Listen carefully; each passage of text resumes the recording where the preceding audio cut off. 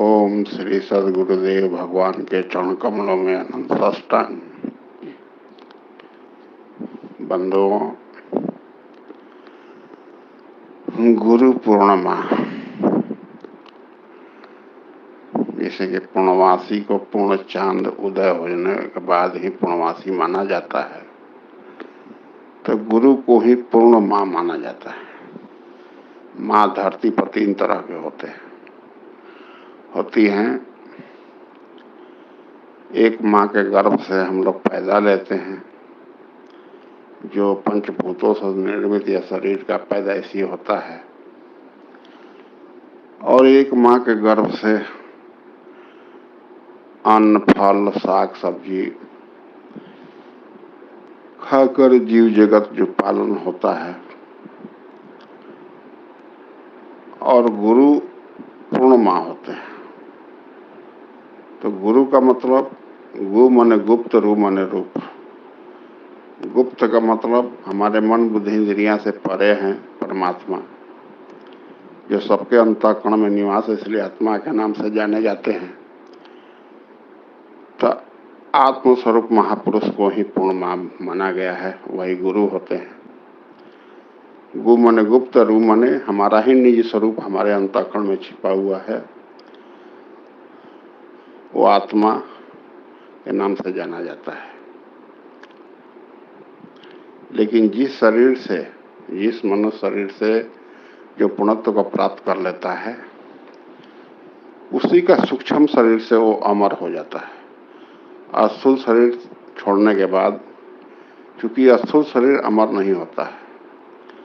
स्थूल शरीर अगर अमर होता तो कहीं राम, कृष्ण, शिव इतने भी महापुरुष हुए हैं, होते आए हैं, कबीर, गुरु नानक, मोहम्मद साहब, रमजान, इकबाल, तबरेज, मंसूर, या सिख समुदाय में जो वाहेगुरु जो जपवाए थे, गुरु नानक, महात्मा बुद्ध, महावीर, जैन, या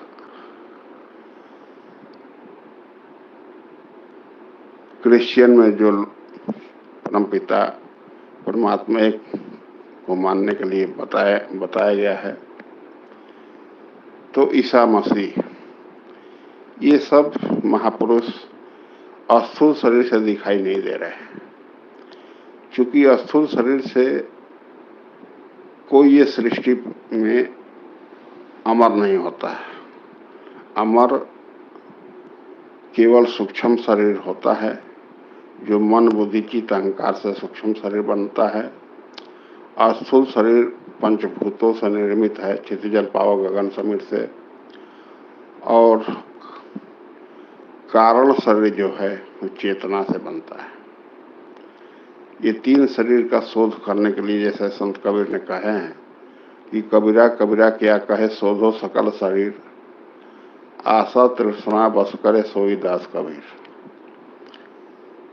आशा और तृष्णा है, इच्छाओं को जो जीत लेता है और आशाओं किसी से न रखे, किसी प्रकार का, इच्छे को ही माया कहा गया है। इच्छा काया, इच्छा माया, इच्छा जग उपजाया। इच्छा काया, इच्छा माया, इच्छा जग उपजाया, कहे कबीर जो इच्छा विवर्जित ताका पार न पाया। तो इच्छा के रहते रहते कोई भी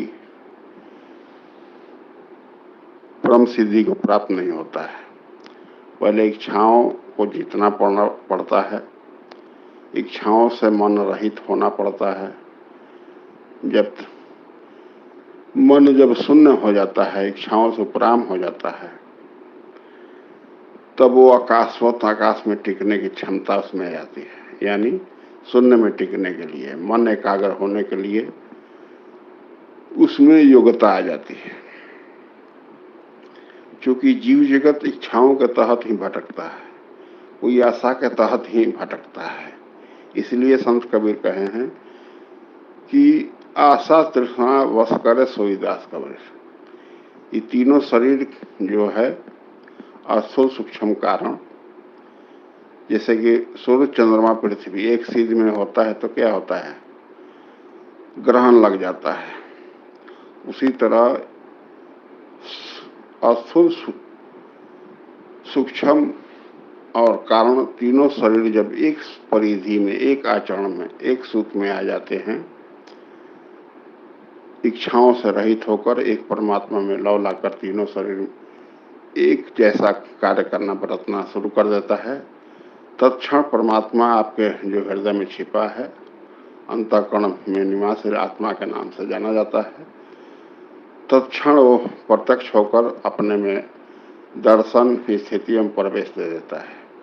यानी जाना तुम ही हो जाएगी। वही गुप्त जो मन बुद्धि इंद्रिया से परे है, हमारा ही रूप, निज स्वरूप जो अंतःकरण में छिपा है आत्मा, उसको प्राप्त कर लेते हैं तो गुरु हो जाता है। वही सत्य है, इसलिए सदगुरु हो जाते हैं।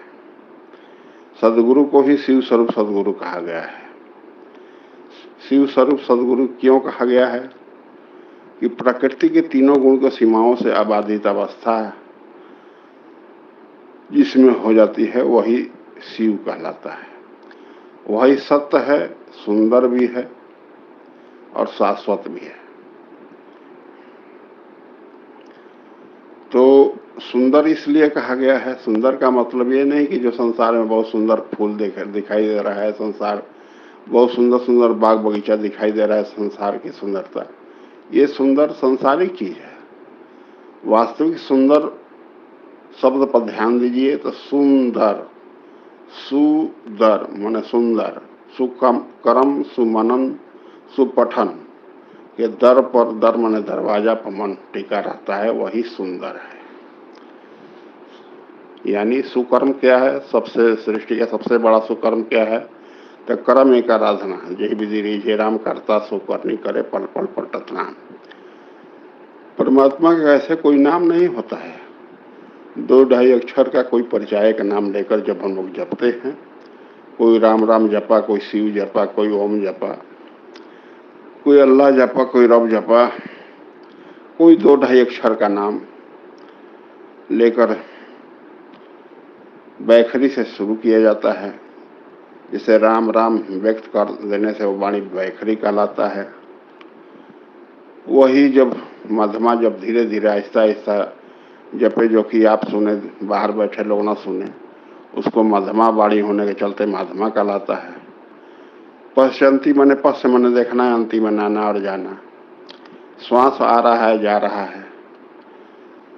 पहले पश्चंती में श्वास में नाम को जपाना पड़ता है, फिर जब श्वास, जब नाम ढल जाता है तो मन को केवल दृष्टा के रूप में खड़ा कर दिया जाता है और देखना पड़ता है। मन देखता है कि श्वास आई, कितना देर रुकी, क्या कही, फिर कितना दूर गई, कितने देर से वो आई गई, माने नाम के साथ आहिस्ते से जब चिंतन से जब राम जपते हैं तो रा और माँ डाल देते हैं। ओम जपते हैं तो पूरा ओम खींचते, पूरा ओम छोड़ते, और मन को नासिका का अग्रभाग, ये नहीं कि नाक के ठोड़ी को देखना, मन चर्म चक्षु जो है एकाग्र अध खुला एक पॉइंट को देख रहे हैं, और एक जगह जब दृष्टि बांधते हैं मन के सूरत से श्वास को देखते हैं कि श्वास ओम के अलावा कहीं इधर उधर मन तो नहीं जा रहा है। इसलिए मानस में बताया गया है कि सुमरहि नाम रूप बिना देखे आवत हृदय विशेष असे से। पहले नाम पर ध्यान करना चाहिए। ध्यान साधना का रिजल्ट है, ध्यान साधना का शुरुआत नहीं है। इसलिए पहले साधक को सेवा से लगना चाहिए। संतों के सानिध्य में जाते हैं तो कहीं सेवा करते हैं, कहीं दान देते हैं, तो धीरे धीरे पुण्य पुरुषार्थ अर्जन होता है। सत्संग सुनते हैं, सत्संग में साधन बताया जाता है। आप में जैसा संस्कार होगा उसी के अनुसार संत उपदेश करते हैं, उसी के अनुसार अपने आचरण में देखिए कि संत कह रहा है क्या, शास्त्र में लिखा क्या है, और हम में क्या आचरण है। जहां से आप खड़े हैं वहीं से चलिए, क्योंकि हर मनुष्य का तराजू उसी के हाथ में है। तराजू के पलड़े दो होते हैं, जिधर पलड़ा झुकता है, डंडी झुकता है, उस उधर पलड़ा वजनी होता है, तभी झुकता है। तो आप ही के अंतःकरण में दो चीज है, लौकिक और परलौकिक, माया और परमात्मा। यानी परमात्मा के राह में सेवा, भजन, दान, और सांसारिक क्षेत्र में आप जो भी जोरू जाता जमीन को कहते हैं, उसको अर्जन करने में, चाहे आप नौकरी कर कर, खेती कर कर, या कोई व्यवसाय कर कर, मजदूरी कर कर, खट कर कमाते हैं ईमानदारी से, वो सांसारिक कर्म है। तो सांसारिक कर्म में ही केवल अपना समय और श्वास का पूंजी लगा दिए और मनुष्य शरीर मिलता है भजन कर कर मुक्ति पाने के लिए, तो आपका समय और श्वास का जो मूल पूंजी है वो बाहर से शरीर से कर्म कर कर, चूंकि भगवान वहीं जन्म देते हैं जहां जिसका कर्ज होता है, उसी जीव के साथ उसी जगह पर। तो आपका मूल कर्तव्य बनता है कि बाहर से नौकरी, बिजनेस या खेती, व्यवसाय जो भी आपके मिला है, उसको ईमानदारी से कर कर उस कर्ज को चुकती करें, और भीतर से भगवान, ईश्वर चिंतन, भगवान का भजन, संतों का सेवा और दान, ये जब ये होने लगता है तो बाहर से तो आप बाहरी कमाई से चुकती कर दिए, अब भीतर से अनंत जन्मों का जो चित्त रूपी चिप्स में आपके अनंत जन्मों का जो अच्छा बुरा का जो रेख है, क्रिया है, उसी को संस्कार कहा जाता है। वो कैसे कटता है? अब जब तक संस्कार नहीं कटेगा, संस्कार का अंत नहीं होगा, तब तक जीव का शाश्वत शांति नहीं मिलता है। एक भी संस्कार अगर जीवित है तो ध्यान नहीं लगता है। समूल संस्कार कट जाने के बाद, संस्कारों का और मन कट जाना शंकर स्वरूप, संस्कारों का अंत हो जाना संत। जब शंकर स्वरूप में आ जाते हैं, संस्कार कट जाता है, वहां से ध्यान लगता है। ध्यान साधना का रिजल्ट है, ध्यान साधना का शुरुआत नहीं है।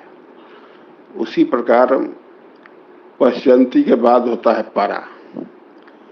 जपे न जपाए अपने से आवे भजन, हमारे हरि के करे हम पाए विश्राम। ऑटोमेटिक मन लगाए भजन में और भजन होने लगता है, और जब भी बैठिएगा तब आपको फूल में भगवान आपको फूल बताएंगे, भजन आपका फूल है, आपको उठा देंगे। तो केवल लौ लगाना है, केवल देखते भर आना है। तो चलते फिरते उठते बैठते सर्वत्र माध्यम से परमात्मा बोलने लगते हैं, बताने लगते हैं, उसमें रम जाते हैं। मन, बुद्धि, चित्त, अहंकार सब उसी में रम जाता है। और सूक्ष्म कारण तीनों शरीर एक सीध में हो जाता है। तत्क्षण विप्रावस्था से शंकर से शिव स्वरूप में स्थिति हो जाता है। शंकर का मतलब कि संस्कार कट गया, लेकिन मन, बुद्धि, मन और चित्त जिंदा है। मन चित्त भी मर जाए तो किसी खेत से सारा जड़ बीज निकाल दीजिए, कितना भी उसमें खाद पानी डालिए, तो क्या कुछ जमेगा? नहीं जमेगा। तो जो भी उसमें बीज या जड़ कुछ का रोपिएगा तो वो जम जाएगा। लेकिन जब मन खेते समाप्त हो गया, जल गया, यानी मन चित्त ही समाप्त हो गया, तो कहाँ वो संस्कार पड़ेगा और कैसे वो जमेगा? तो जैसे का मन चित्त भी मर गया तो मन मुआ माया मुई, वो समूल रूप से वो मर जाता है, और उसका केवल मनुष्य शरीर आधार वाला बचता है। वही तत्वदर्शी महापुरुष कहलाता है, शिव स्वरूप सदगुरु, और वही पूर्णमा है। जीव का कल्याण सदैव संतों से हुआ है। जो दुख के हरे सुख के दे, मन के कर दे अंत, कह कबीर कब से मिली है ऐसे परम सनहि संत। तो जीव का शाश्वत सुख, शाश्वत कल्याण जब भी जिसको मिला है, अनादिकाल से संतों से ही मिला है। राम कृष्ण शिव से अनंत गुना एक से एक महापुरुष हुए, करोड़ों अरबों बरस पहले एक से एक महापुरुष हुए, उनका कोई नाम नहीं जानता है। लोग लास्ट में कहते हैं कि हमको कुछ से मतलब नहीं, नाम तो होगा, नाम भी मिथ्या है। नाम का भी संतों ने देखा तो वो भी मिथ्या है। शाश्वत केवल एक सत्य परमात्मा आत्मा ही तीनों काल में सत्य है, शाश्वत है, सनातन है, जो सबके अंतःकरण में निवास है, इसलिए आत्मा के नाम से वो जाना जाता है। जो आत्मा को प्राप्त कर लेता है अपने निज स्वरूप को प्राप्त कर लेता है, और मन चित्त भी मर जाता है, जीव भाव समाप्त, केवल आत्मा ही शेष बचता है, वही जीवन मुक्त आत्मा होता है। तो ये जीते जी प्राप्त किया जाता है। चूंकि मनुष्य के पास समय और श्वास का पूंजी मिला है, जितना समय और श्वास का पूंजी है उसको सदुपयोग करके नाथ नाम भाव से तू उतरे ही जीव भाव पार। जितना नाम के साथ पत्थर पर राम राम लिख कर डाला जाता था तो उससे तो बांद्रमेश्वर यानी सेतु बन जाता है, उस पर सहज में ही जीव पार हो जाता है। और बिना नाम का जितना संसारिक उपभोग में अपना समय व्यर्थ कर दिए, जो जाता जमीन में, पारिवारिक व्यसन में, संसारिक अर्जन में, तो अपना समय और श्वास का पूंजी भी बर्बाद कर दिए। बाहर वाला पूरा सृष्टि भी आपके नाम से लिख दिया जाए, एक रोवां शरीर का आपका साथ नहीं जाएगा, और भीतर वाला किए नहीं तो दोनों हाथ से फक्कड़ हो गए और खाली हाथ चले गए। तो जीव के साथ सदैव जाता है क्या? तो भजन के अलावा तेरा कोई नहीं साथी। जो सेवा करेंगे, दान करेंगे और भजन करेंगे, वही जीव के साथ सदैव रहता है। चाहे आप हजार अरब करोड़ों जन्म ले लिए, आपके साथ हो रहता है। वही आपका निज कमाई है, आपका मूल पूंजी है समय और श्वास। इसको भक्त प्रहलाद के भजन में गाकर बताया गया है कि पंच तत्व की बनी कोठरिया जिसका नाम है काया, हर एक जीव रहे इस घर में देकर श्वास किराया, लूट जाएगी श्वास के पूंजी पछताओगे अनाड़ी, इसीलिए हरि के भरोसे हाको गाड़ी। यानी भरत को जो राम का खड़ाऊ मिला था वो ख्याल ही खड़ा हुआ कि उसका मतलब क्या होगा। भरत राम को लाने गए थे तो ख्याल ही खड़ा हुआ, पतत्राण पद पादुका, उसके माध्यम से राजपाट देखते थे। तो क्या काठ के खड़ाऊ बोलता है, लेकिन काठ का खड़ाऊ का मतलब होता है अनुभव। भगवान का अनुभव सूत्र राम का जो मिल जाता है संत सदगुरु का, उसी निर्देशन में अपना राजपाट देखना है। नेह रूपी नंदीग्राम में नेह श्रद्धा के साथ अपना राजपाट देखना है। चूंकि ये शरीर आपका नहीं है, अगर शरीर आपका रहता तो आप वृद्ध नहीं होते, रोगी नहीं होते, मरते नहीं। फिर भी आप देखा जाता है संसार में तो आदमी बच्चा से जवान, जवान से वृद्ध हो जाता है, रोगी हो जाता है, मर भी जाता है। तो सिद्ध है कि हम लोग एक अदृश्य शक्ति के हाथ के खिलौने मात्र हैं।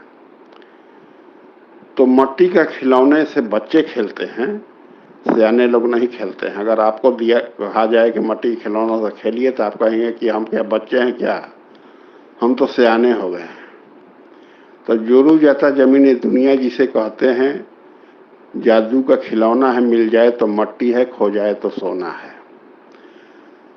तो संत ही सियाना है जो जान जाते हैं वास्तविक चीज का, वो परख उनको हो जाता है कि संसार जो भी है ये नश्वर है, मिथ्या है, शाश्वत सत्य एक परमात्मा है जो सबके अंतःकरण में निवास है, इसलिए आत्मा के नाम से जाना जाता है। तो संत जो बंद अंदर ही बांदरी सेना, बंदर क्या है, स्वप्न में बंदर आने का मतलब ब्रह्माचरण ही बांदरी सेना है। तो बंदर को तोशक तकिया रजाई लगाकर सोलाइएगा तो सोएगा कि फाड़ फूड़ कर फेंक कर पेड़ के ऊपर भाग जाएगा। तो वैसे बंद अंदर रहस्य में चलने वाले जो साधक होते हैं, रामचंद्र के ग्रुप में सब बंदर ही उनका सेनानी थे। तो वो माया के गलीचा पर नहीं वो रहते हैं, वो परमात्मा रूपी पेड़ पर रहते हैं, यानी भगवान के अनुभव के सहारे चलते हैं। क्योंकि शब्द से प्रीति करे सो पावे, तो कबीरदास भी इसी बात को कहे हैं कि गुरु के आज्ञा उल्लंघ के जो नर कतहूं जाए, जहां जाए तहाँ काल है कहे कबीर विचार। तो गुप्त रूप आत्मा आपके अंदर से जागृत होकर, आत्मा से अभिन्न स्थिति में जागृत होकर तत्वदर्शी महापुरुष आपको चला रहे हैं, भगवान आपको चला रहे हैं, वो कह रहे हैं, उसको आंख बंद करके उस पर चलिए। नहीं तो अपना बुद्धि लगाते हैं तो बड़ बड़ बातें भोदू मारे दिल की जाने राम है, कहे कबीर वही नर सूरा जिन पर रिझे राम है। भगवान जो कहते हैं उसको आंख बंद करके अक्षरशः पालन करना चाहिए, तभी जीव का कल्याण होता है।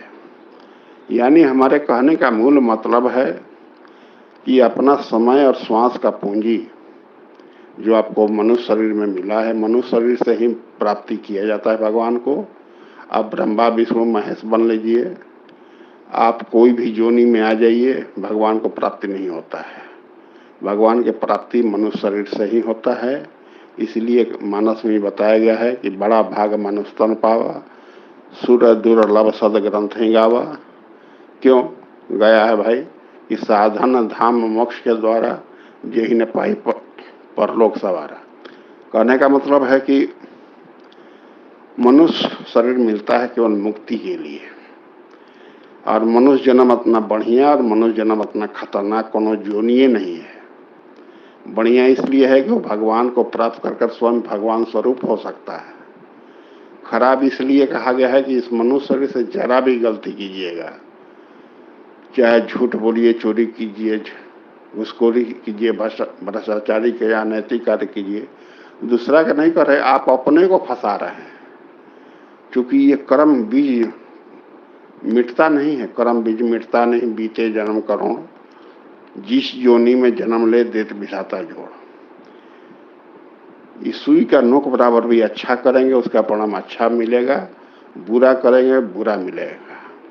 इसलिए इस वास्तविक रहस्य को जो जान जाता है वो स्वप्न में भी गलती नहीं करता है, अपना हर समय हर क्षण हर कण को सदुपयोग करने लगता है और कदम फूक फूक कर रख करने लगता है, भगवान संत सदगुरु के निर्देशन में चलने लगता है और अपना परम गति को प्राप्त कर जाता है।